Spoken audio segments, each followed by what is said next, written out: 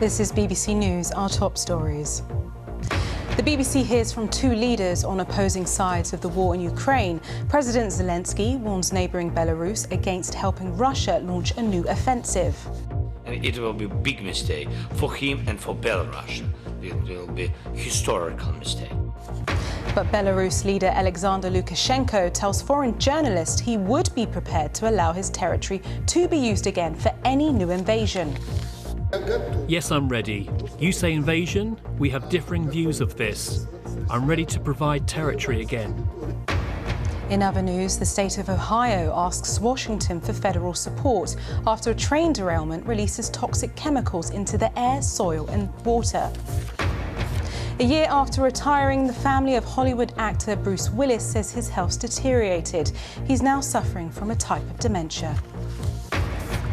And stars gather for a fashionable farewell and memorials held in London for Dame Vivienne Westwood, who died in December, aged 81.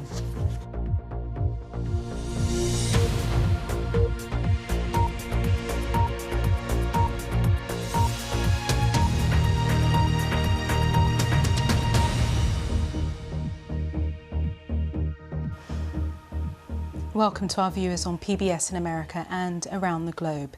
Two leaders on opposing sides of the war in Ukraine have spoken to the BBC in the run-up to the one-year anniversary of Russia's invasion. Ukraine's President Zelensky tells us he won't concede territory to Russia in any future peace deal to end the war. He insists doing so would leave Ukraine weaker as a state and gave Vladimir Putin cause to want to keep coming back. Meanwhile, one of the Russian leader's staunchest allies, Alexander Lukashenko of Belarus, has told the BBC he would be willing to allow Russia to launch a fresh ground assault from his country.